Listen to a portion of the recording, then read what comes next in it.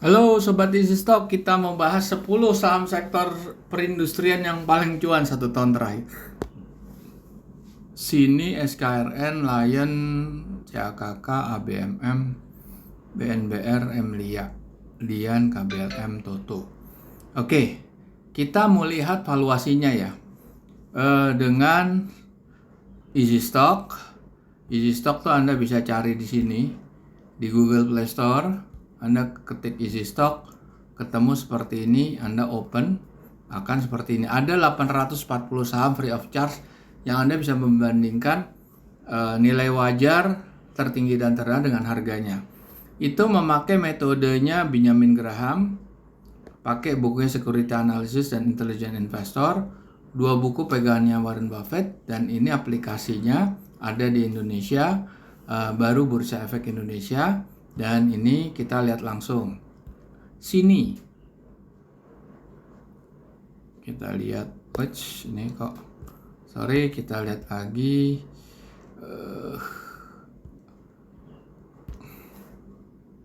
Sini.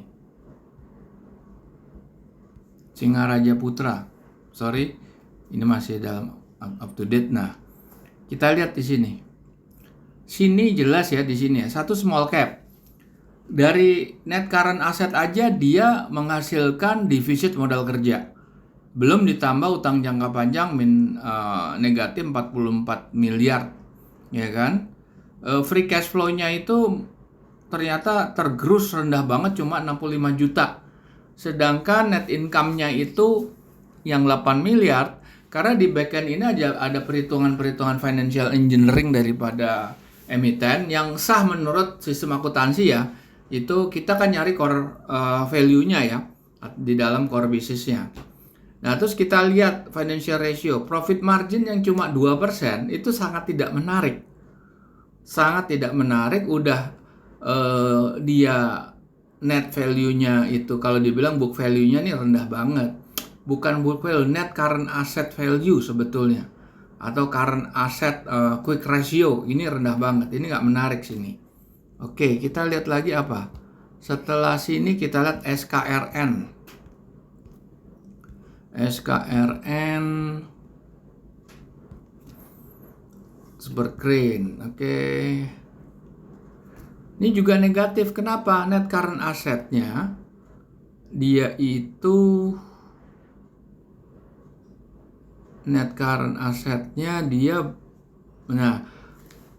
positif working capital tapi negatif di neraca.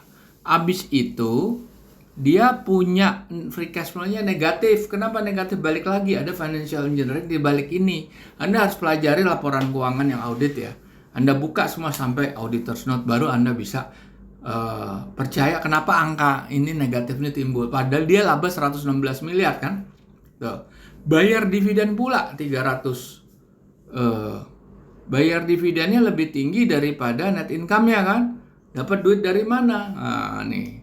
Dividen yield-nya 6,4. Dividen yield-nya karena dari harga ya, bukan dividen payout. Kalau dividen payout ini 100% lebih karena lebih besar daripada net income-nya gitu. Makanya dia negatif. Di sini profit margin bagus. Hampir 20%, booking capital di atas 2 bagus, debt equity-nya di zona merah karena di atas 1. Return on equity-nya lumayan. Ya kan?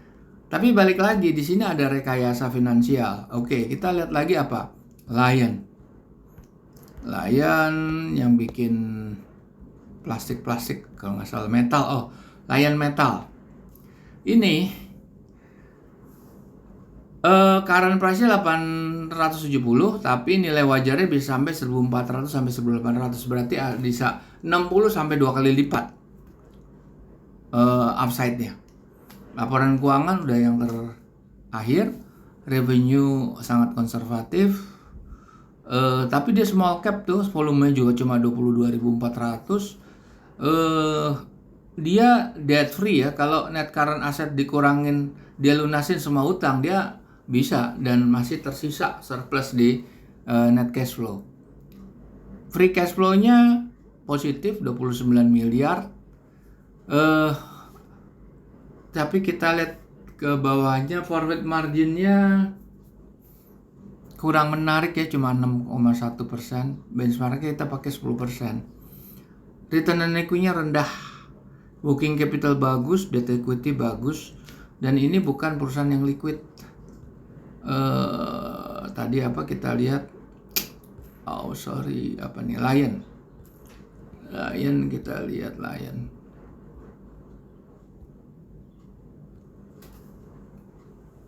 Emang bisa pernah naik ke 1280? Bisa jadi ke situ. Bisa jadi. Cuma lama ini akan lama dia naiknya. Kayak AKK. Dia kan udah naik. Nanti kalau ada pergerakan di market dia akan jatuh lagi, CAKK. Jadi susah kita menebak ini kapan naiknya, susah. Ini CAKK nilai upside-nya bisa sampai 230-an, berarti upside-nya 26%, tapi ada downside yang dalam. Kita lihat di sini, kecil ya, small cap. Net current asset-nya bisa menghasilkan di surplus working capital, tapi negatif di neracanya. Free cash flow bagus 27 miliar, sementara labanya cuma 8 miliar, berarti banyak pendapatan atau expenses non operasional atau non recurring yang dimasukkan ke situ, makanya kita keluarkan lagi, makanya net cash flow-nya tinggi. Profit marginnya tidak menarik 3%, return on equity rendah sekali, working capital oke, di atas 1. Oke, kita lihat lagi ABMM. ABMN mungkin skalanya besar nih. Dia kontraktor di pertambangan. Kita lihat nih. Nilai wajarnya bisa sampai 2 kali lipat di 6.000. Tetapi nilai wajar terendahnya itu negatif. Kenapa? Berarti ada hutang jangka panjang. Kita lihat net current asset-nya bisa menghasilkan working capital surplusnya 1,8 triliun. 1,8 triliun tapi dia defisit 10 triliun. Nah, free cash flow-nya 1,8.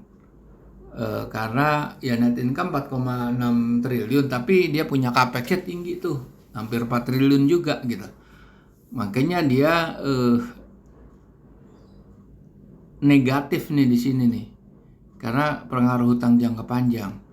Kita lihat return on equity bagus, profit marginnya bagus, tapi balik lagi di sini untuk prospek jangka panjang ini tidak bisa dipastikan perusahaan ini akan naik terus, meskipun dia punya margin 22%, ini akan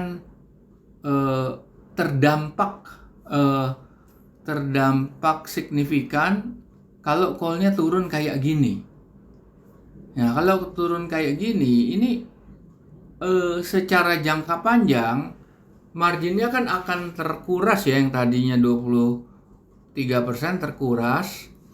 Dan kalau terkuras, sementara utang jangka panjangnya itu akan cepat atau lambat akan menjadi utang jangka pendek. Nah, beban di utang jangka pendek tentunya ada beban pelunasan. Nah, di sini persoalannya financial restructuring harus dilakukan. Dan apakah financial restructuring itu tetap bisa mempertahankan margin? Belum tentu, karena sangat tergantung harga batu bara di sini.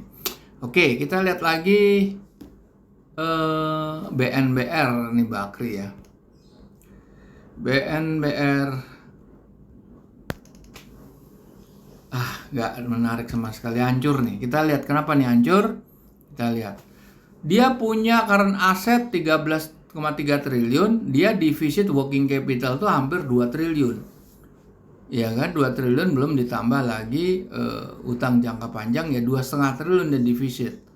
Free cash flow-nya juga defisit meskipun dia laba, karena banyak financial engineering di sini. Udah nggak bisa nih kalau dua-duanya negatif, kita buang aja itu saham. Emlia ini perusahaan keramik ya kalau nggak salah nih. Nah, ini bagus nih. Valuasinya bisa mencapai 2 kali lipat, yaitu 1.200 sampai 1.300. Sekarang posisi harganya masih 580 dengan growth yang sangat konservatif 0,1. Kita lihat net current assetnya menghasilkan di surplus working capital sekitar 1 triliun, tetapi ada defisit sedikit di neraca itu sekitar 200 miliaran, tetapi dia punya net current assetnya 2,1 triliun. Ini yang menolong.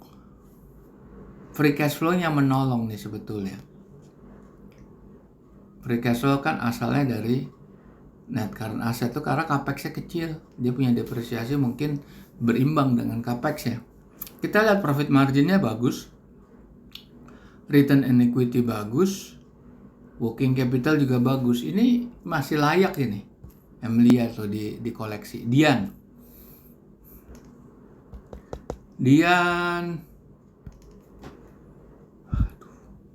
Nggak bagus. Ini benar-benar, valuasi rendahnya bukan main. Small cap pula cuma volume cuma 373 ribu. Current asset yang nggak nyampe setengah triliun. Cuma 300 miliar. Dia deficit working capital. Wah, nggak bagus. Marginnya ini sekarang gini, gross margin 34%. Tapi profit margin 2,5%. Artinya apa? Ini sangat tidak efisien.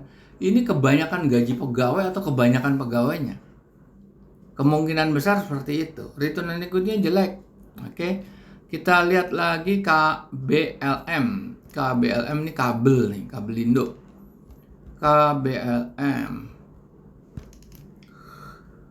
Nah, KBLM bagus nih. 280 harganya bisa mencapai upside-nya di 500-an. Berarti ada 2 kali lipat nih. 2 kali lipat, hampir 2 kali lipat. Kita lihat dia debt free.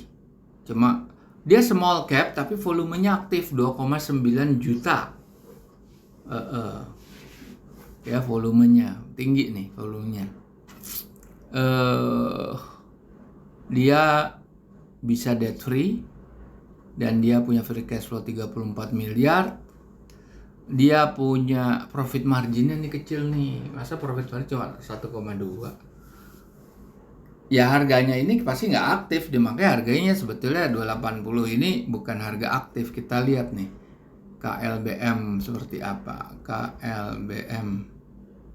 KBLM. Kabelindo murni. Tuh kan harganya tidak, volume tidur nih. Oke, nggak menarik di sini KBLM. Terus kita lihat Toto perusahaan keramik ya, toiletries. Toto. Kita lihat. Dia upside-nya bagus sampai 400, tapi downside-nya lumayan bisa turun ke di bawah 240 ya.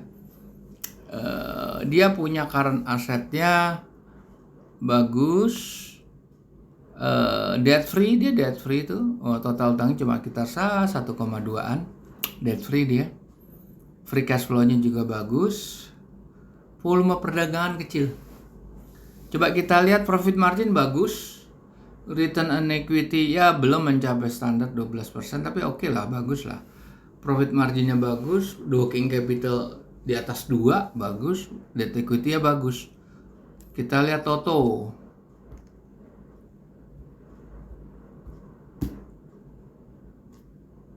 Dia pernah masuk di harga 730. Di 400. Bisa sebetulnya harga paling bagus tuh 184 itu. Di bawah 200, sekarang udah mulai naik ya. Oke, para pemirsa, silakan Anda evaluasi lebih lanjut. Anda bisa menggunakan easy stock untuk Anda lebih dalami lagi. Kita jumpa lagi di lain kesempatan.